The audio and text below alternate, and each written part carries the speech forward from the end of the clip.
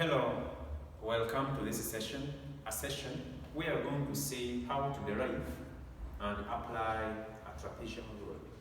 Oftentimes, we've been asked questions about the trapezium rule. Some of us do it correctly, others do it thinking that they've applied it correctly, yet they've made some little errors that may lead to the loss of marks from whoever is awarding the marks. When someone is asked what a trapezium rule is, it is just a method that used to estimate. It estimates an integral area and a curve of continuous function in a given intervals that may be given in a question, depending on someone who is setting the question. Now, let's assume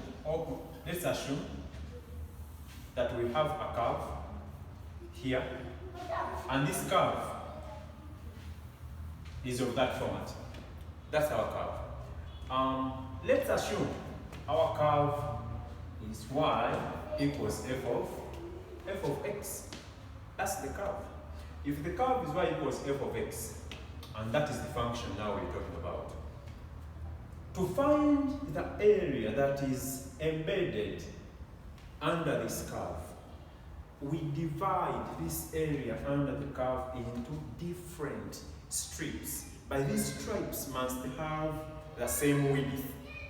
When you disseminate this into various stripes, then you try to find an estimate of the area under this. In most cases, the answer you get here may not be actually accurate because it is an estimate. If you want the answer to be closer to accurate, what you do, you increase on the number of stripes that you're making. If, say, we make stripes of the same width, another one here, the other one there. Let me say, I have these so many strips under this curve. So, if at all, the width, if we say maybe width equals h. If the width equals h, we shall have this as h, this as h, this as h, h, h. Remember, these stripes have the same width.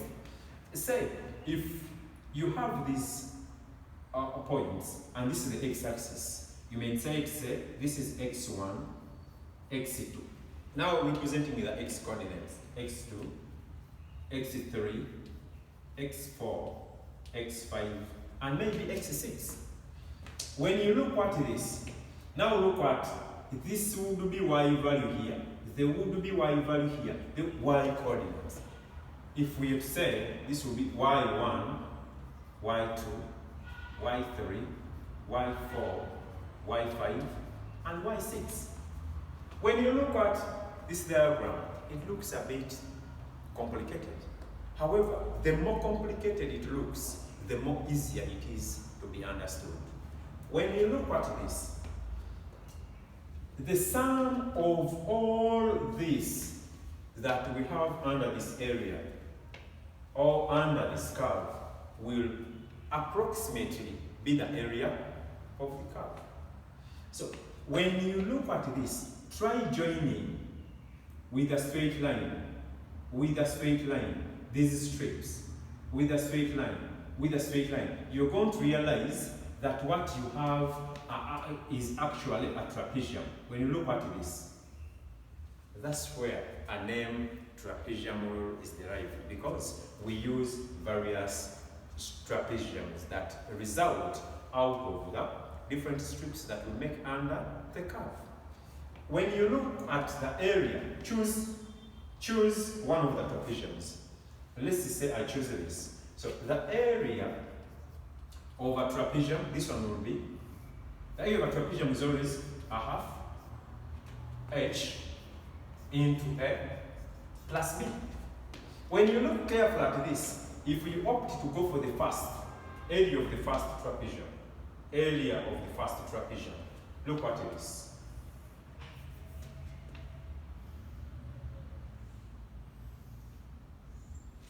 When you look at this, this is H, and this is A, and that is B.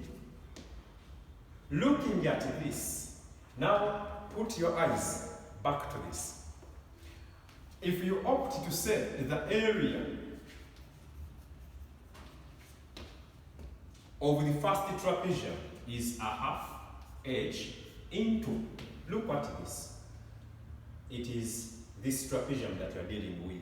So you have Y1 as A, you have Y2 as B, implying that into the area for finding, into the formula finding the area of a trapezium, please insert the substitutions for A and B respectively, depending on what we have under the curve. When you say the first one is Y1 plus Y2, now get the successive areas of these other trapeziums. In doing so, you're getting a total sum of all the areas of these trapeziums, and practically you are getting an approximate of the area under this curve. So when you go on and add on the area of the second trapezium now, it will be a half H into, now A for this becomes Y2 plus Y3. Now look at the third one. For the third one, it is a half H into, now there would be A here is Y3 and this is Y4 into Y3 plus Y4.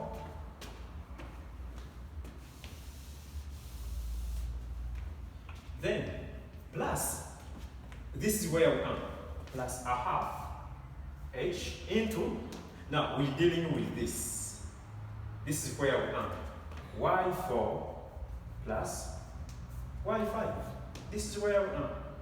5 plus a half H into, finally, Y5 plus Y6. When you look at this, this is the area of the first strip, area of the second strip, area of the third. When you add all these areas, an estimate from them, or a total value from them, gives us an estimated value of that area. So we shall have, looking at this, a half H is common throughout. So factorize it out, put it out. So we shall have a half H into Y1, then Y2 appears twice.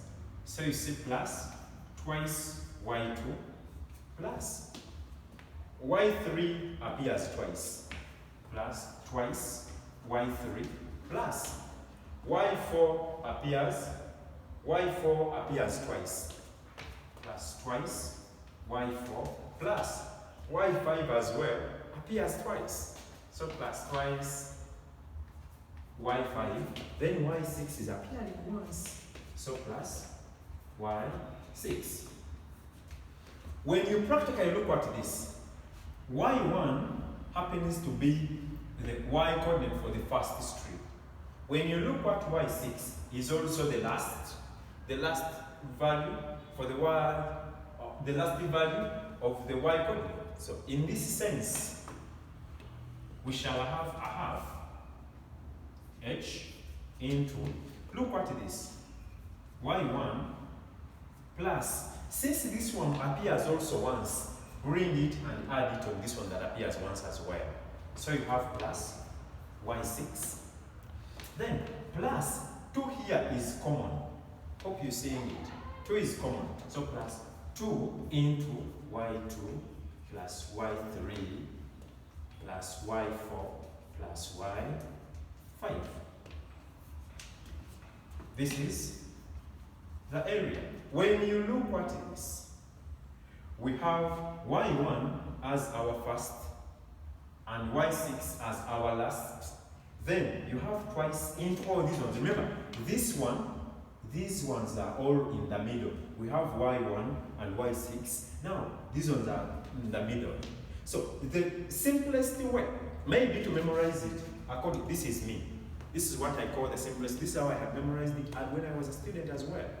So I would say the area now is equivalent to a half h into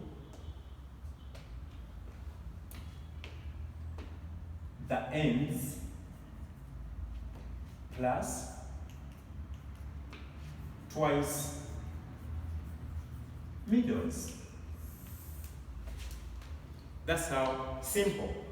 Ends referring to the first and the last. Then the middle is referring to all these. Some other person may have another way of memorizing. Somebody may say a half h into first plus last plus twice into middles. Somebody may say that. So that one, in brief, is what we call the trapezium rule. Therefore, wherever you asked to estimate an area of maybe a function, to find an area of a function, say f of x, using the trapezium rule, you apply the formula that we've just derived up to this point. After realizing that that is how a trapezium rule is derived, now a question may be, how best can it be applied? How best can we apply this? In its application, we sometimes make mistakes. Remember, we say a trapezium rule is used for estimating. In practically carrying it out on some particular questions, the best way to handle this is being so careful as we are applying whatever we are trying to write. I think we can have an example on this. I want to leave it on and have an example and see how best it can be applied.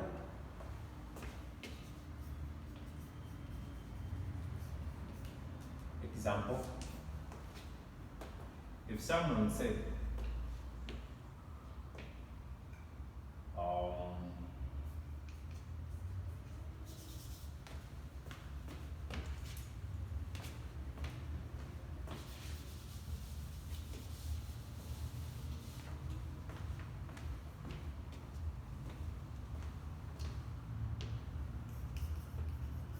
find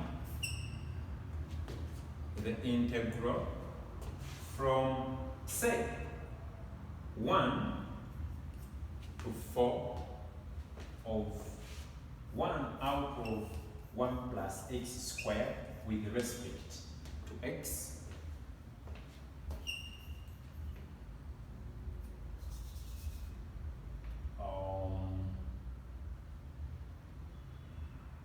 find the integral of this with maybe 7 ordinates,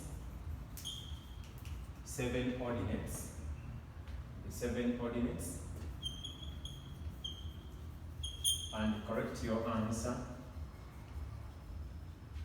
to 2 decimal places using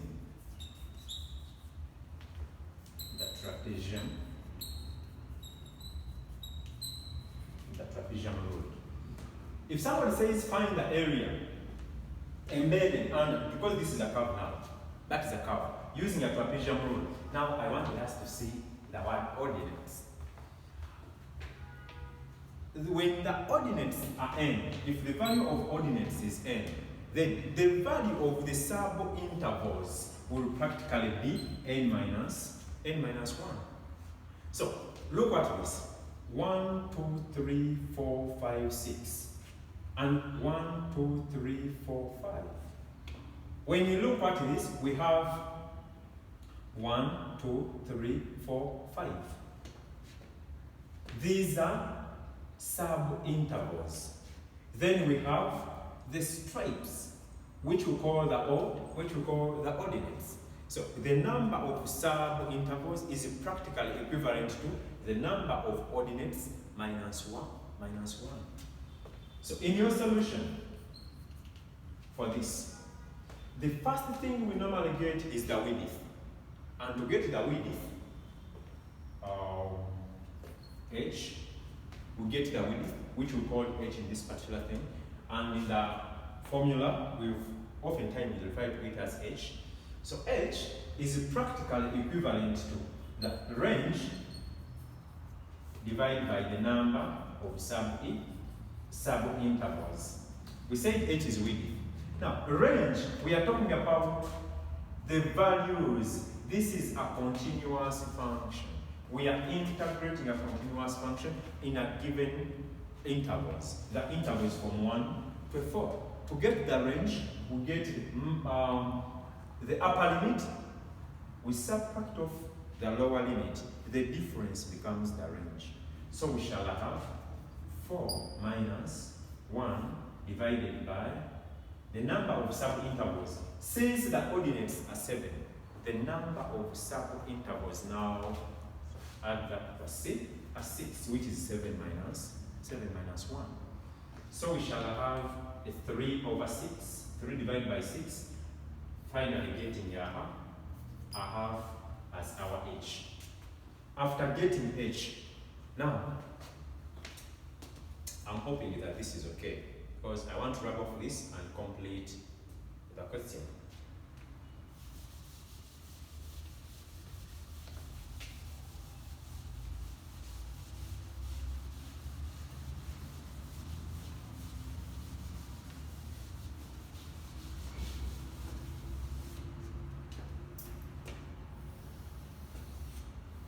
After getting h as a half, we now look at how best we can have this one put into use to get the answer that is required of us. Look at this simple table.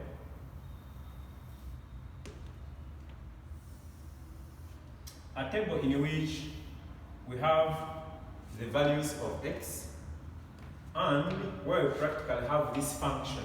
If you let this function be any unknown, say, it may be y, that function, or you may not let it and write it the way it is, which is 1 out of 1 plus x squared plus x squared.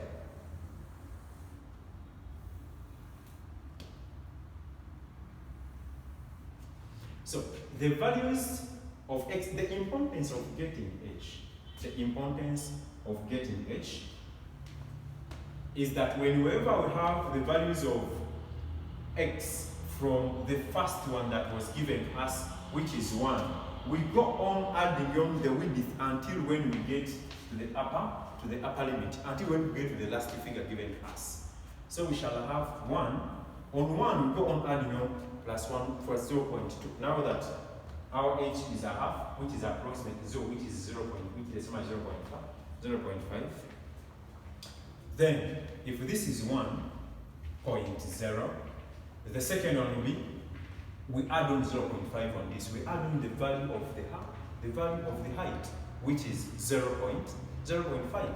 So we shall have 1.5. On your calculator, add on 0.5 on 1.5. End up getting 2.0. From 2.0, add on, go on adding on 0.5, 0.5, 0.5. So we shall have 2.5. From a 2.5, add on 0.5 on 2.5. You end up getting 3.0. Remember, we are moving up to when we get the upper limit, which is a 4.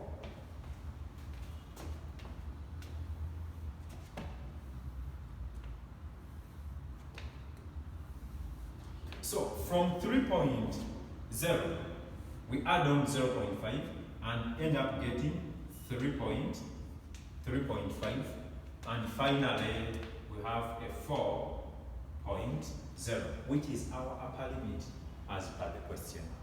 If our upper limit is a 4 and we've achieved it here, the table stops there. However, these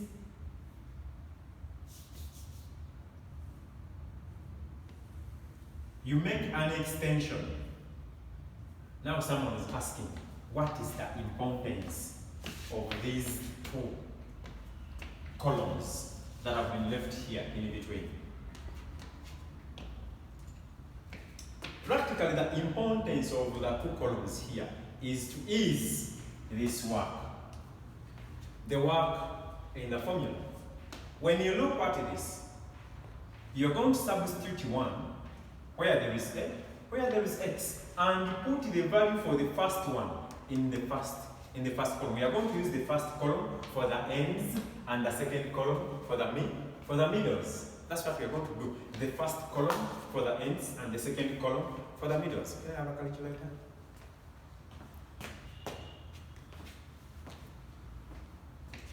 So when you make a substitution of 1 divided by 1 plus x squared, remember in this sense, x is 1.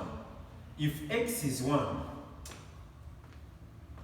our answer is 1 in 2 decimal places. If they want the answer 2 decimal places, please work more than the 2 decimal places they want in the final answer. It is okay for someone to use at least 3 decimal places as you are having this. I'm using the word at least in its right context, please. So when you substitute a 1, now the value of x is 1 and put it here, we shall have 1 divided by 1 plus 1 squared. Practically we shall have 1 out of 2. And 1 out of 2 is 0.5. So we shall have 0.500. Write into 3 decimal places because our answer is needed in 2 decimal places. Why is 3 the answer is needed in 2 decimal places? You get approximately a better answer than somebody who has used exactly 2 decimal places. The second substitution is we are going on adding. Can someone help me, please? Just get me the values. When you get 1 plus or 1.0 substitute there, you get 0.500. Then we are going on substituting this. 0.3.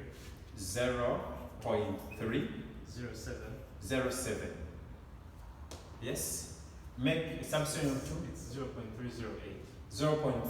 0.308. Fix that calculator to 3 decimal places. Yes. When you put a 2, we are substituting.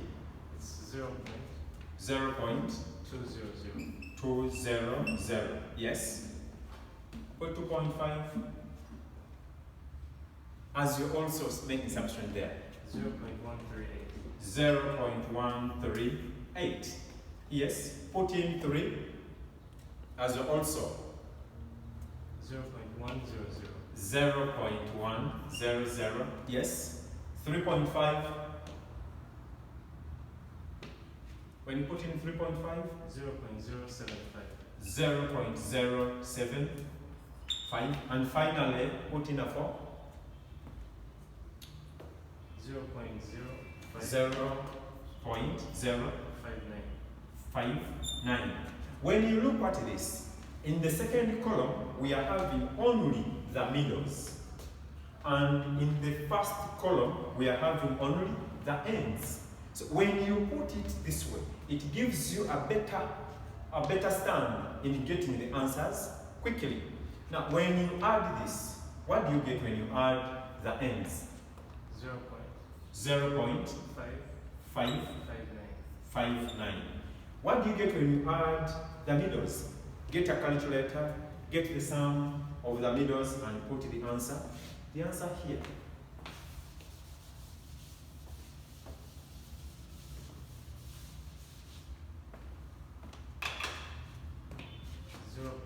0.821. I'm assuming that every person is getting these values. Now, after getting these values, you run back to your formula for finding the area under a given curve using the trapezium rule. So we say from the area equals a half h ends plus twice middles. So we shall practically see now the integral from 1 to a 4, or 1 out of 1 plus x squared dx. Now we don't use equal signs now because this is an approximate value. So we said is approximately equal to a half of h, which h is now 0.5, which is practically times 0.5 into the ends. You put the total for the ends now. The ends, which is 0.559 plus twice the middles. It is 2 times this value now, which is 2 times 0.8221.